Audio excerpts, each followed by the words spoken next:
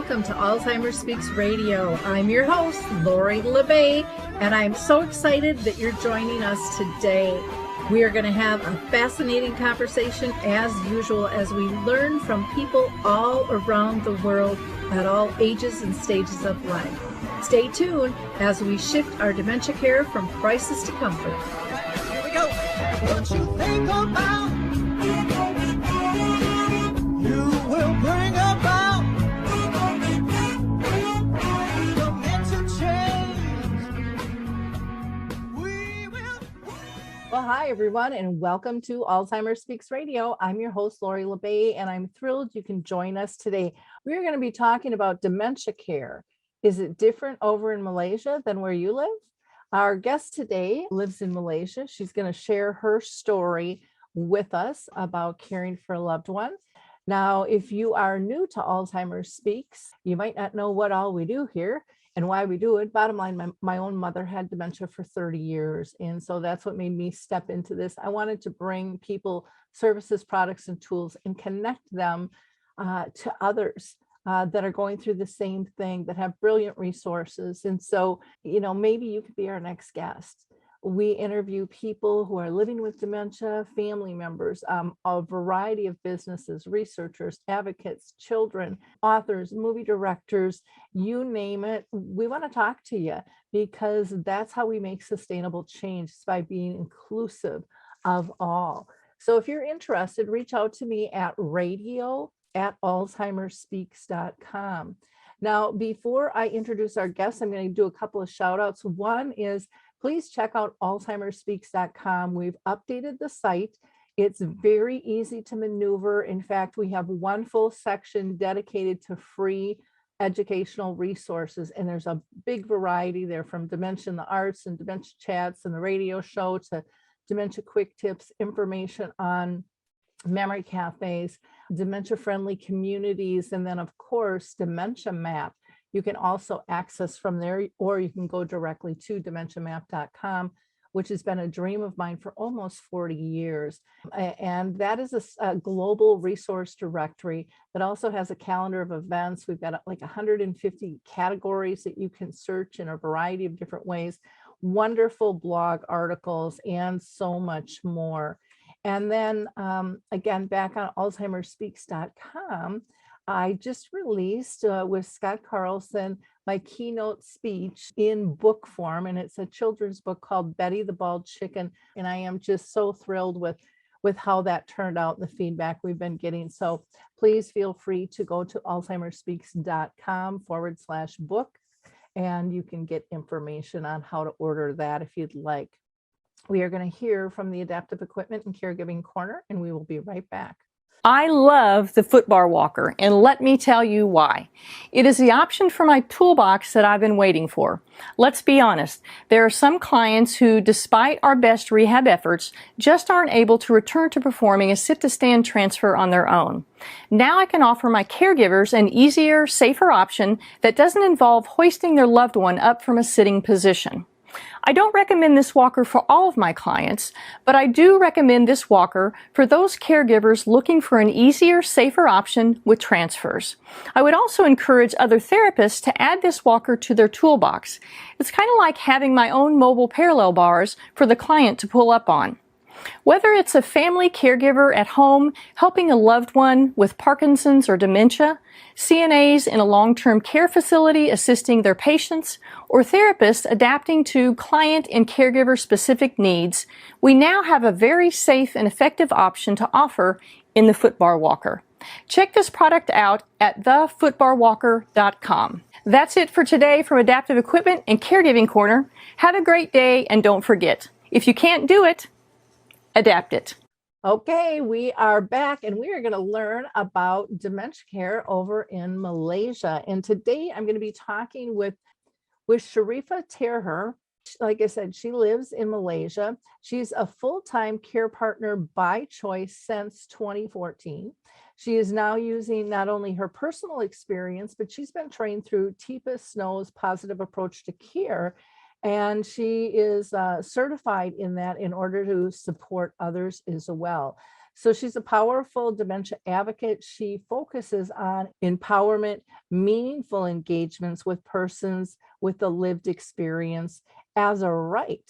And she also is addressing dementia from a social disability model. So I really, really am interested in hearing about that. Well, Sharifah, I am so excited to have you on the show today. So thank you for being up late. I know it's past 10 o'clock your time over in Malaysia. So I really appreciate, these time differences and in working together on that. I'm thrilled to have you on the show and learn about your model of care and, how things are going over there, because every country, every city, is a little bit different. So thank you. Well, Lori, thank you for this opportunity. I feel really honored to be on your show.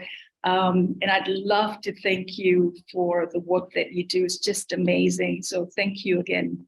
Oh, I wouldn't be here if it wasn't for my mom. So good things come out of bad things. And it just depends on how you want to work with them. I always start out by asking if you have personally been touched by dementia in your own family and circle of friends, if you don't mind sharing.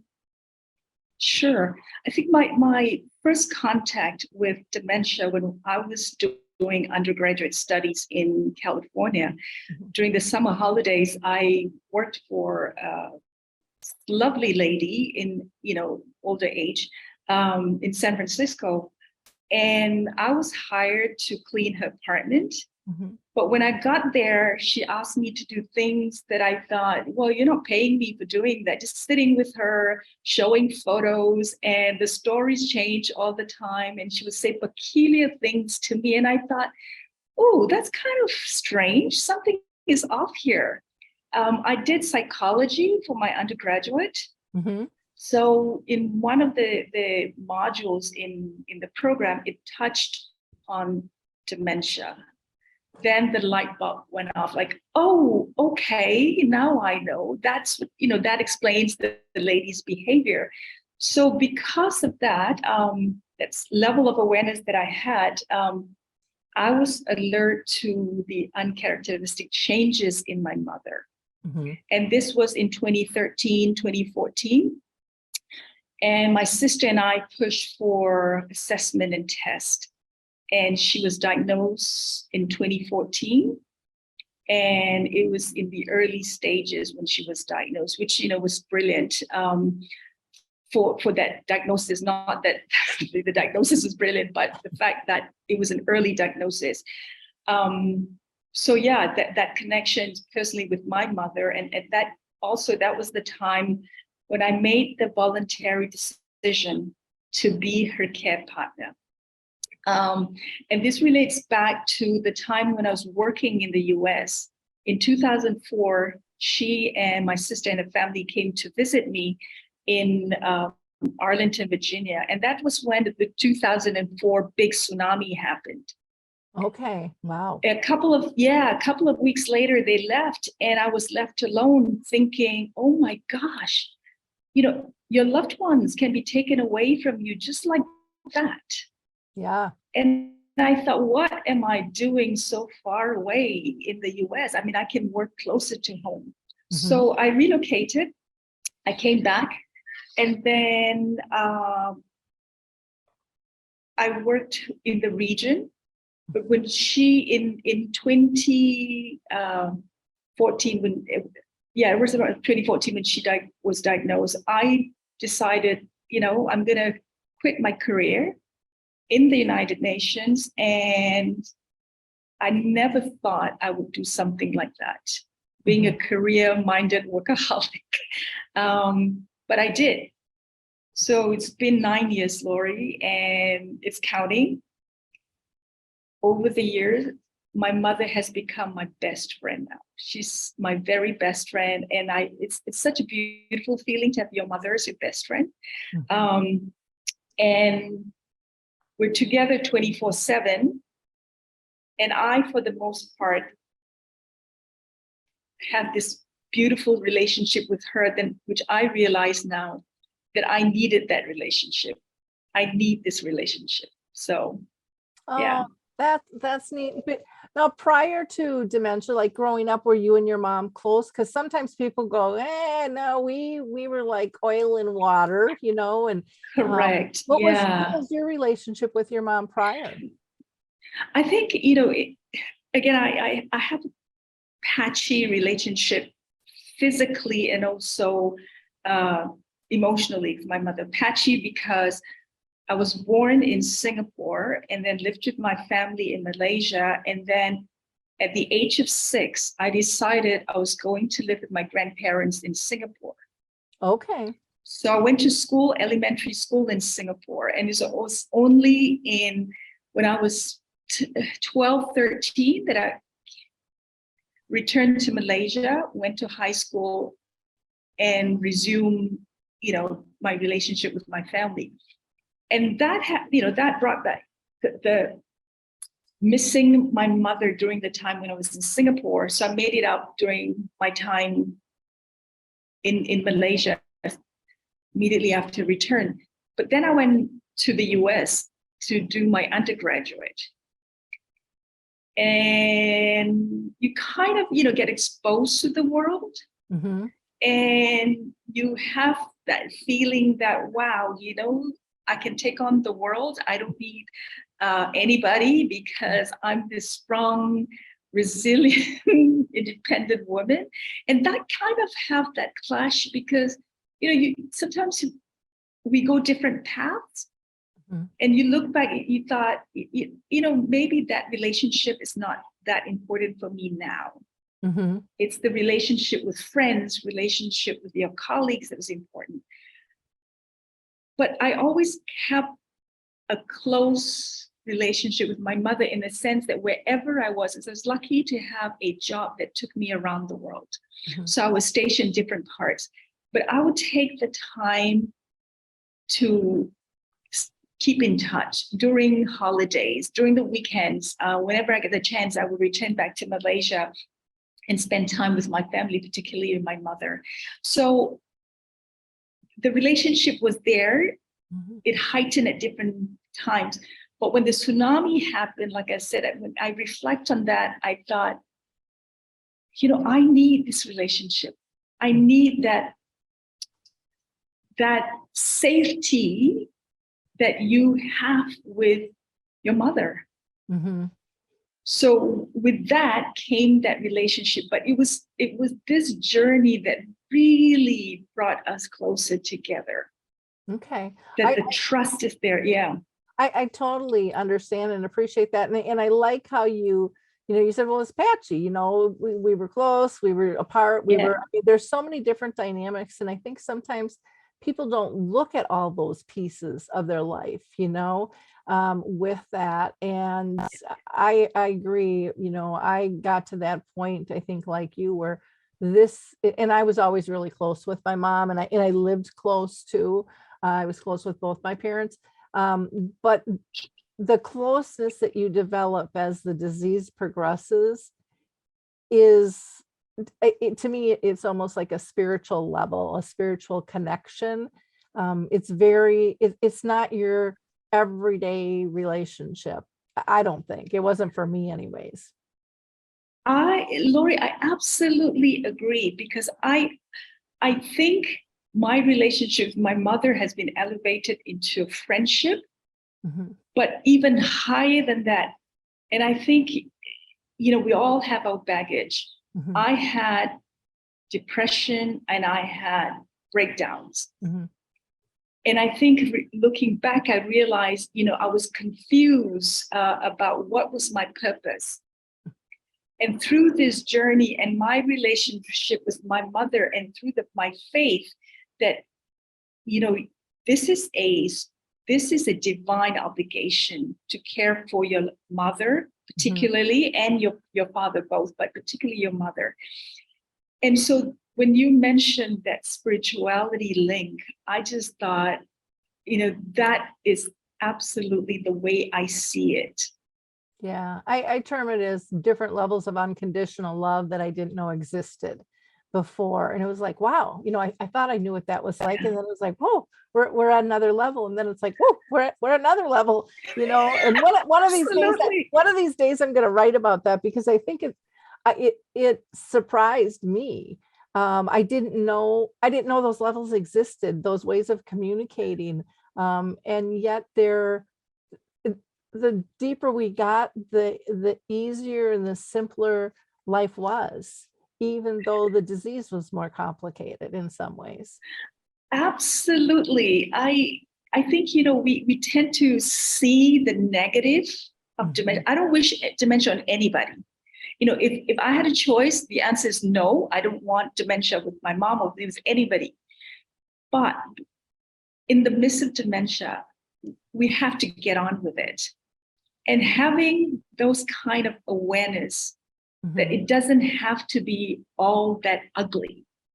There are sparks, there are blessings, and we have to be alert to those, to have that aha moment, like, oh, wow, there's a different level now, and this is happening, and getting excited about those kinds of things. And I think that is what has made me survive this journey. And not only survive, I think I'm also thriving. Yeah.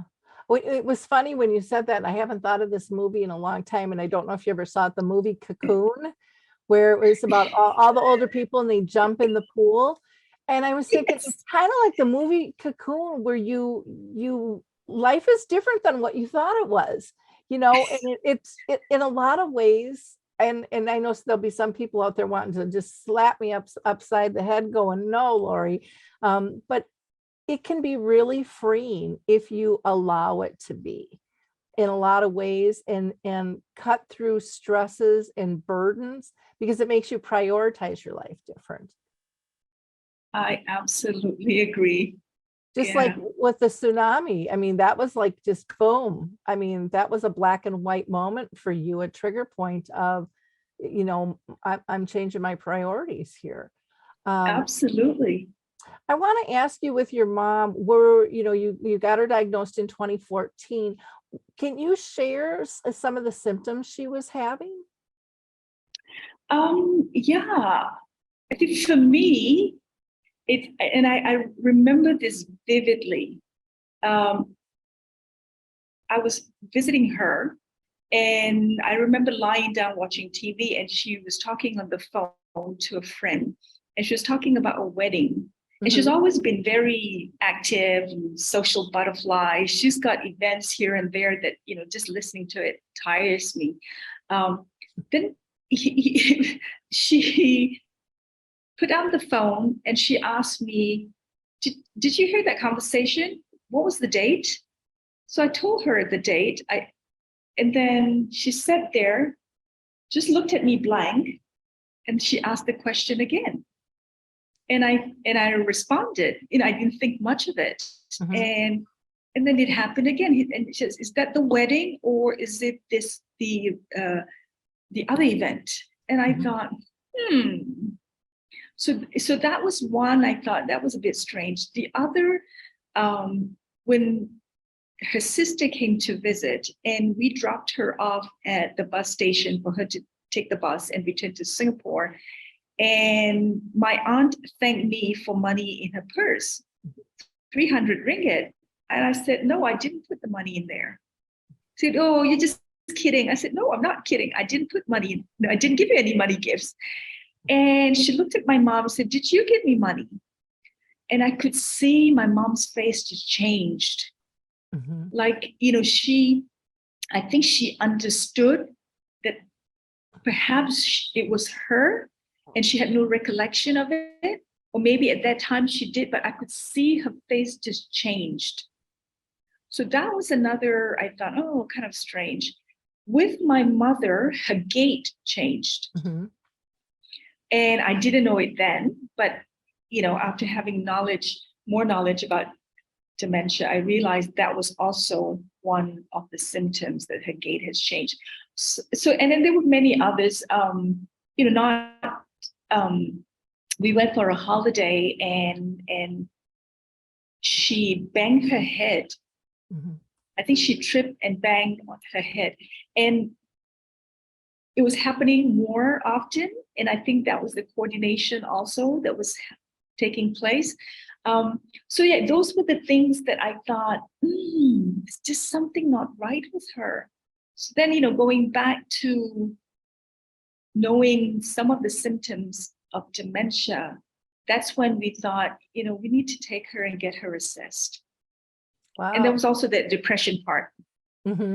Okay. Yep. Yeah. And the depression, I know, throws people for a loop, and it throws the doctors for a loop. Over here in the US, most people will still say it takes them 2 to 3 years to get a diagnosis, because the doctors go to the depression first. They go to all the other things. The other thing I just want to mention, because some, us in the field know what gait is, but a lot of other people don't know. And gait really is just how we walk, how we carry ourselves. Absolutely. And Absolutely. it can get unbalanced, it can get stiff. I mean, there's lots of different things that can happen, because every person with dementia is a little bit different. So thank you for sharing those things. I think it's important for people to hear from my different guests what they noticed, because again, everybody's a little bit different and we all notice things differently. I loved when you said, about the money, when you saw in your mom's face things had changed. And I think that's actually one of the gifts that dementia teaches us, is to pay more attention to that kind of multi-sensory interaction. It's not just about the words, but we're looking at the eyes and, the mouth and the gestures and the drop of the mouth going, Yeah, absolutely. Absolutely. Yes. Yes. Yeah. And I take very good notes about the changes in my mother. Sometimes I think when we went to the doctor kind of not happy with me because I give too many notes. And what happens also, I pass on the notes to them earlier, because I don't think it's giving my mom respect to talk about her in her presence as if she's not there. I think, we talk about dignity a lot, but when we come to the question, what does dignity look like to you? We kind of stumble. For me, these are the kinds of things when we show dignity to the person. You don't talk about the person in their presence as if they're not there. So that's why I take good notes, but also because I'm curious about the changes. Well, and I think it's good. I don't know about your medical system, but in ours, it's like you got 15 minutes and you're in and out of there. And so if you get those notes to them ahead of time, I know a lot of times people will bring them in and then the doctor doesn't have time and the nurse doesn't have time. But I found here in the States, the way we're set up, find out who the doctor's nurse is, befriend her, and get those notes to her. And nowadays we can do a lot of stuff online. And let them have the time to review it, or a lot of times the nurse will review it and she'll just kind of highlight it. So you can make those comments, like if you're having difficulty with driving, you can give them the background and say, but don't say we said it, because we're the bad guy enough, Absolutely. Yes. Yes. To preserve this relationship. So thank you for bringing that up. I think that's a really, really key point. Now, in your, navigation of your journey, as a full-time care partner to your mom, what were the most challenging things that you've had to deal with so far? Oh my gosh, that's a really tough question, because I sit down, I wonder, what is really, really tough. For me, I think seeing that fear in her eyes, it tells me, deep down that there's something really not right, and she's aware of it. And that's painful. Because sometimes things can happen and, there's apathy and it seems like she's not aware of it. But when I see that fear in her eyes, I know she feels it. And then, sort of the questions like, who am I? My mom is still verbal. She can still communicate. So she will be able to say, I don't know what time it is and who am I? I'm just following you. And that's painful. So I think that's really challenging for me. And then, there are a million other things that are challenging, but the core of it is seeing that fear in her eyes. Yeah, I think that's a really good point. And for myself, and I don't know if you found this, but I found what was challenging for me was depending on what state of mind I was in or how much time I had too. Because sometimes I could deal with the repeating of questions, but if I had a big to-do list and I'm really multitasking or we're trying to get out the door, sometimes I wasn't as gracious of a daughter as she deserved, in those moments. Yeah. And man, it's hard not to beat yourself up, at those times. Absolutely. And I think, I completely agree with you, Lori, and thank you for bringing that up. Because I think sometimes people who are not in our shoes, they don't get it. And you get judged. Oh, yeah.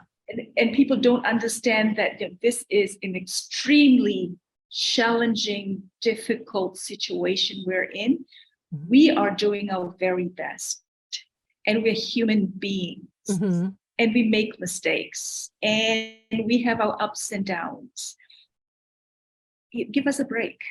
Yep.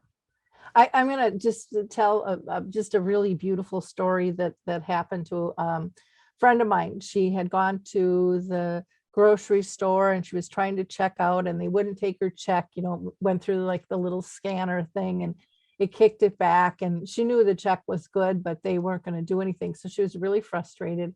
She's recently lost her husband and she's just grieving bad. And at times, she'll get confused, and she had to leave, her groceries and then go to the bank to get money and then come back to pay for her groceries. And when she came back, and I thought, oh, why aren't there more people like this in the world?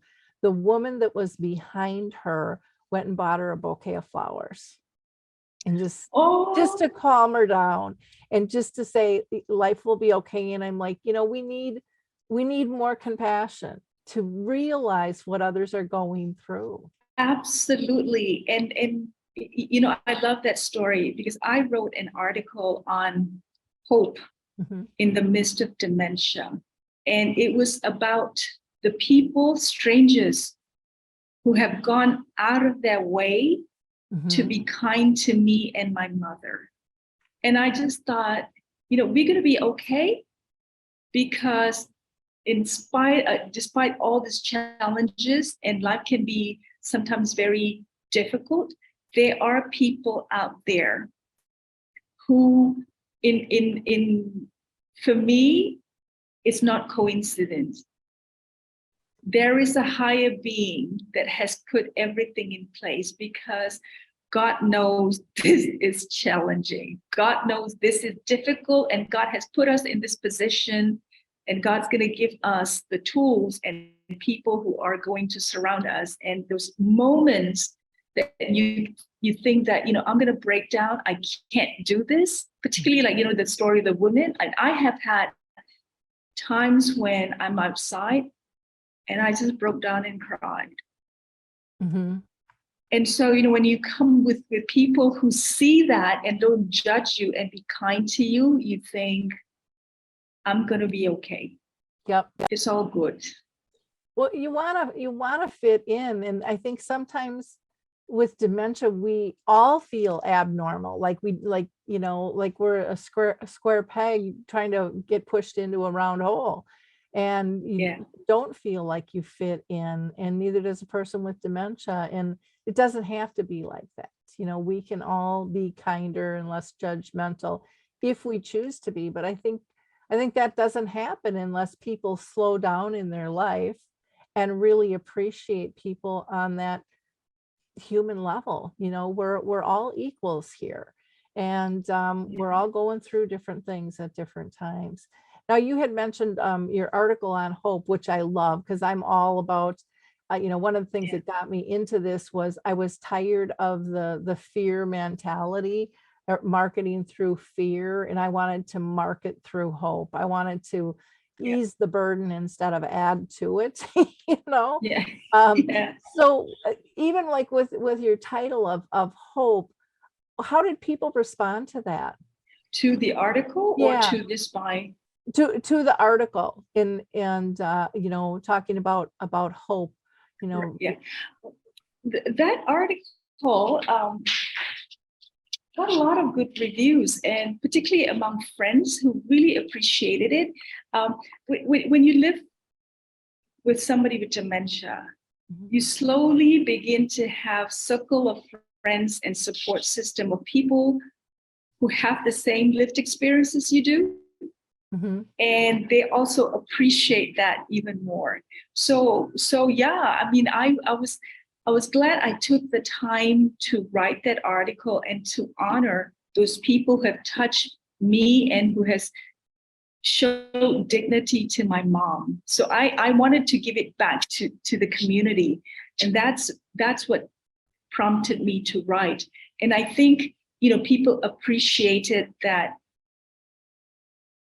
despite me being a 24/7 care partner to my mother, it's been going on for 9 years.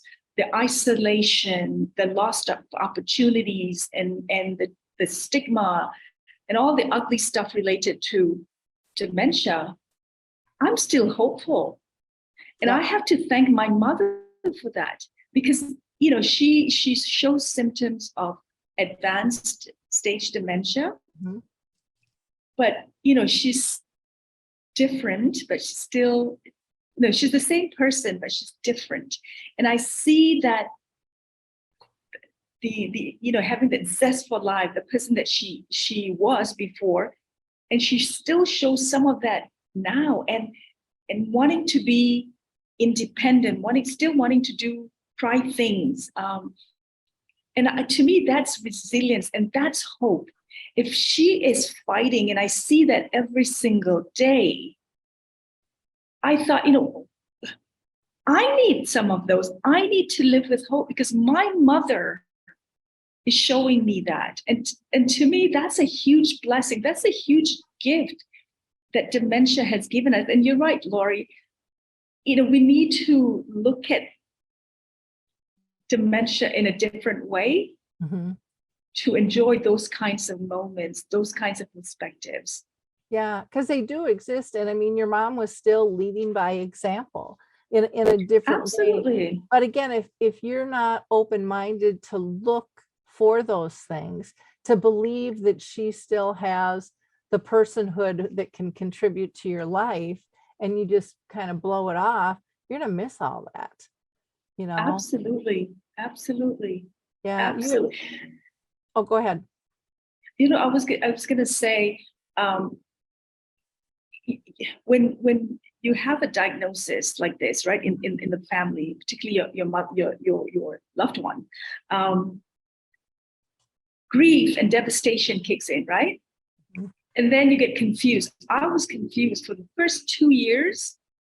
I was dealing with grief. I had no idea what was going on. Basically, you know, all the information that was given to me was all the negatives about dementia. So basically, I took the decisions for my mother. And these are, you know, the regret that I have is 2 years of taking over her life. And what changed for me, Lori, was a time when we were in the doctor's office. And, you know, going to see a doctor for my mom, and I would like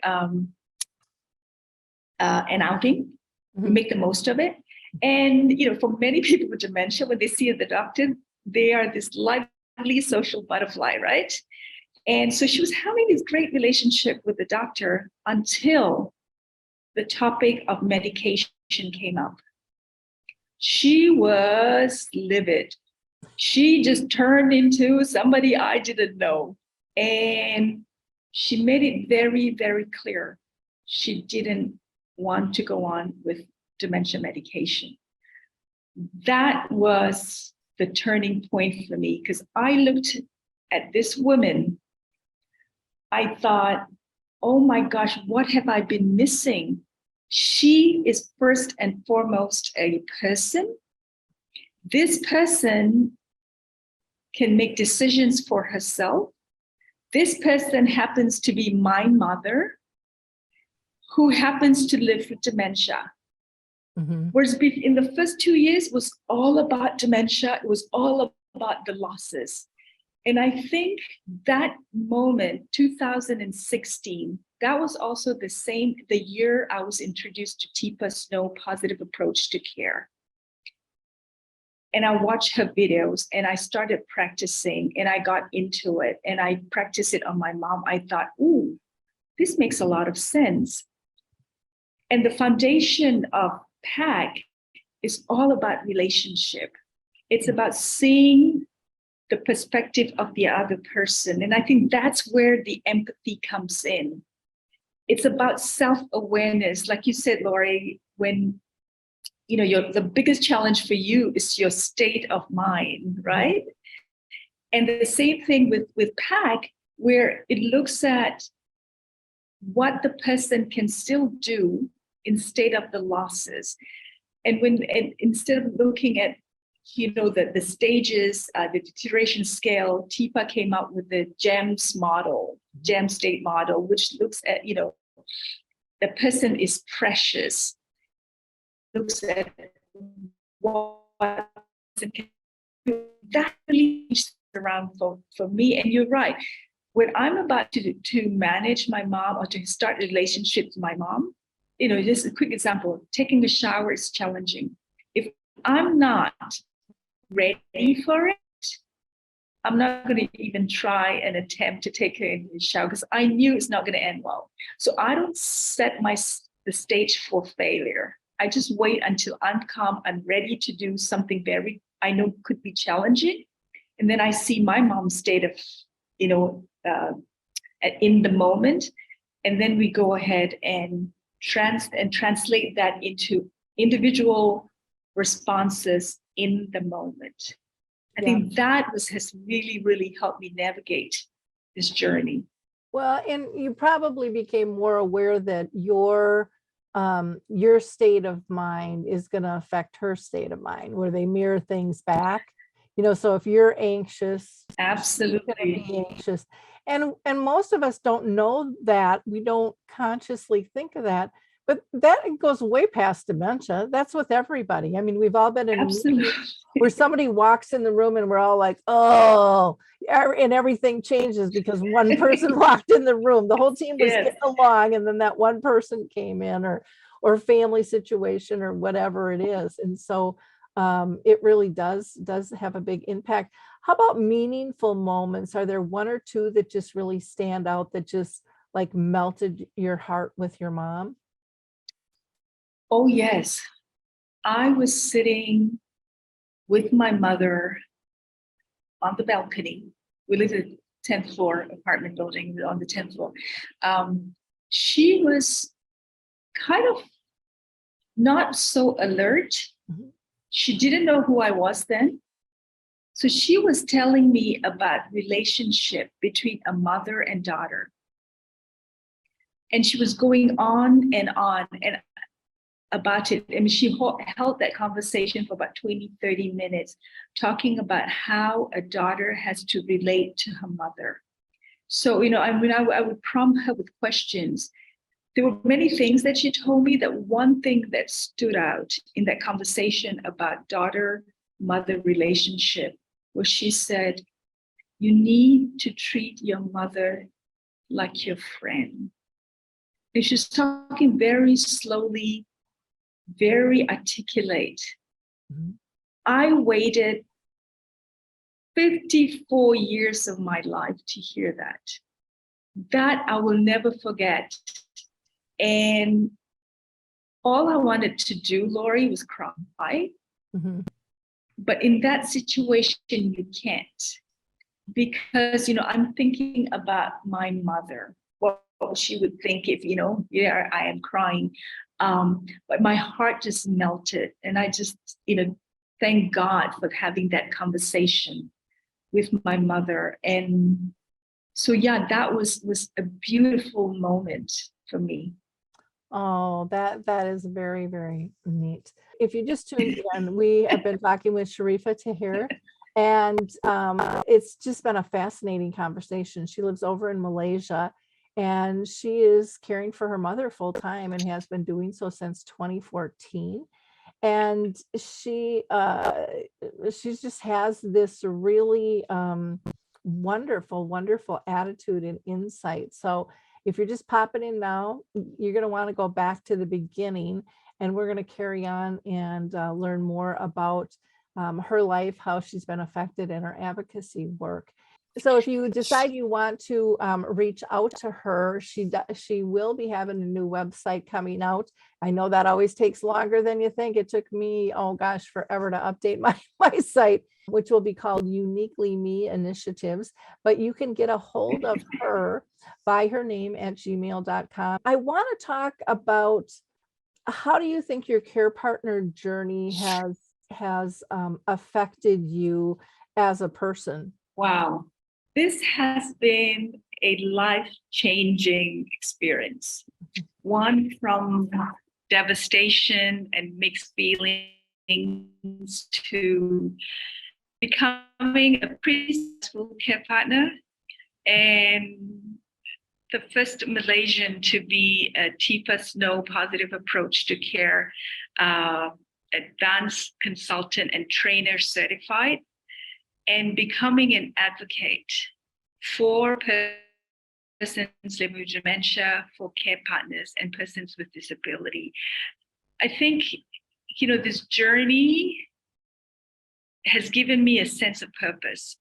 I was looking for it, as I mentioned earlier, and that sense of purpose started, I recognized it along this journey by serving my mother in the context of spirituality. Mm-hmm. And it has now overflowed into serving others in the context of humanity. Mm-hmm.